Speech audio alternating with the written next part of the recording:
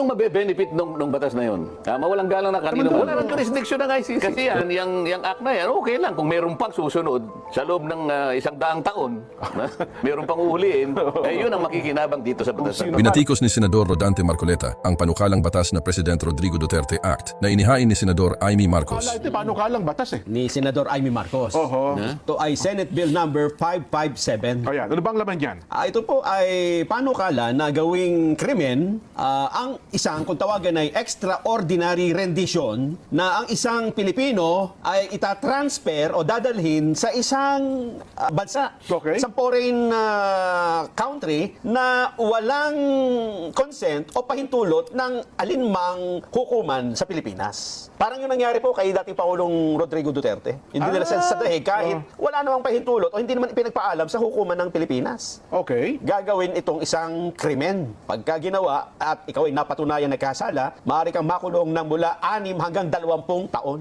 Wala pa ba tayong batas tungkol dyan? Wala pa kasi nga nadala si Ganun ba? first time eh. Oo. Wala ba ng batas? Saan na nagbabawal sa ganun? Sabi ng, Hindi, meron tayong batas, pero hindi direktang ganyan ang sinasabi. kaya pala. Halimbawa, Oo. talaga bang meron siyang hinihain na ganyan? Meron po. Kasi, Opo. Oho. kung titingnan mo, merong Republic Act 9851. Opo. Ang sinasabi, yan is about international crimes. Yes. Mga genocide and other high crimes, sabi niya. Opo. Lahat ng mapapatunayan na nagkasala ng krimen na binabanggit sa batas na ito ay uusigin dito sa ating bansa. Ang jurisdiction dito. So hindi mo na kailangan yun. Okay. Sapagkat magkakasala ka rin sa batas na yun eh. Hindi lang tinupad eh. Kaya nga tama naman yung ginawa nila na nagsimula sila sa investigasyon. Hindi ko naman alam kung tatapusin pa yun o hindi. Yun ang problema ng mga komisyon nag-iimbestiga eh. Nag-iimbestiga ka, pagkatapos bigla na lamang i-atras o bigla na lamang mawawala. Hindi naman papaliwanag kung ano nangyari eh. Ayun na nga.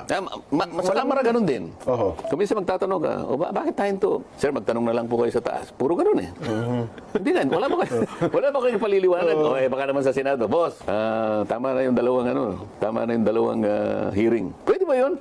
Ako ang record ko, ang hiniring ko sa Congress. Oho. Deputy Speaker yun, tinapos ko yun. Kahit na sino pang makialam.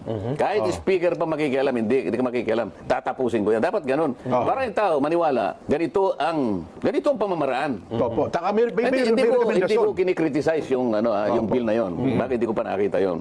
Pero sinong mabe-benefit nung batas na yon? Mawalang galang na kanino man. Oo. Nangyari kay PRR di lang yun eh. Ilang daan taon bago maulit yun. Ang kailangan mag-ano ka ng batas, yung lahat mabe-benefit. Yung mas maraming mabe-benefit. Ang tinutukoy dito yung tungkol sa ginawa kay Pangulong Duterte. Uulitin pa kaya yun?